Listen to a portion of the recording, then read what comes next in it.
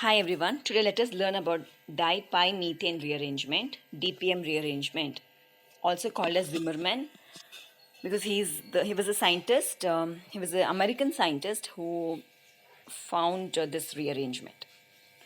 So in this, mainly the substrate is diene. So here you can see there is a 1,4 pentadiene.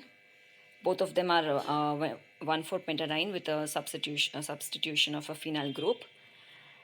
And this substrate on irradiation gives rise to a product which is a propane, cyclopropane, substituted cyclopropane.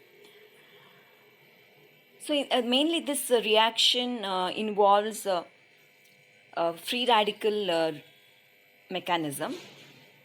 So we will understand this mechanism, and also in this rearrangement, mainly the transition is from pi to pi star. Okay, since you can already see that the substrate is a olefin, that's a diene, and hence the transition is from pi to pi star.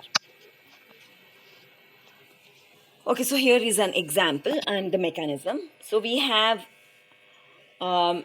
the pentadiene with 4 phenyl groups as a substituent, and this substrate on absorption of suitable radiation undergoes, that is in the pi to pi star transition.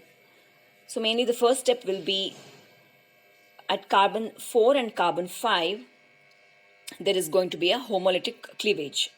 So you can see in the second step there is a one electron on both C4 and C5. Now the next step will be again there will be bond cleavage at C1 and C2 carbon. So again similarly to 3 and 4 and 5, at carbon 1 and carbon 2 also there will be 2 electrons on them, or free radicals on them. Now this is a 1,4 diradical that is formed here. So it is a 1,4 diradical here that is formed here. Okay, and the next step will be the bond between C2 and C3 is broken. Okay, so when there is a bond breaking between C2 and C3, we can expect a double bond at C1 and C2, and similarly we can expect 2 free radicals at carbon 3 and carbon 5. Now this is a 1,3 diradical. So here if we can understand here, so this is a 1 and 3 diradical that is formed.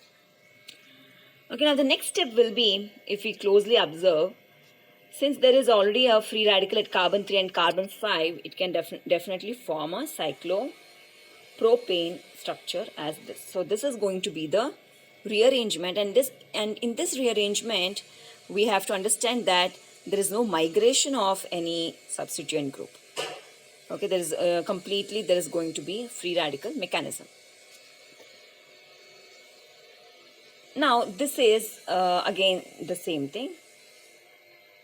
Okay, now the other possibility is not, we cannot observe the other possibility. See, that is, we have been in the first step, when you look carefully, there is a bond that is broken between C2 and C3 here. See, if we observe carefully here, there is a bond broken between C2 and C3 carbon.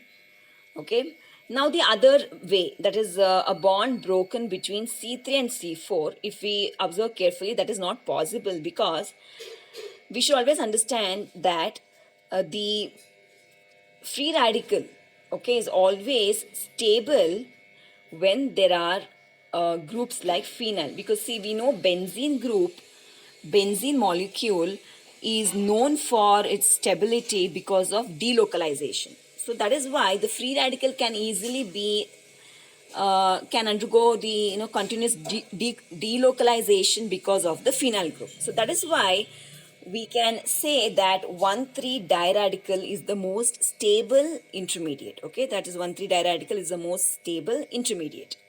transition state. Now, but if we look at the other possibility, that is a bond broken between C3 and C4, that cannot happen because you can just one second. So here, so if you look at the bond which is broken at C4 and C3, okay, C3 and C4, I'm sorry, C3 and C4, and if you look carefully at the stability, okay, see when you look at the stability, see here the free radical are linked to the ethyl and methyl group, and ethyl and methyl, they only can undergo hyperconjugation, and mainly there is no basically delocalization happening at CH3 and C2H5.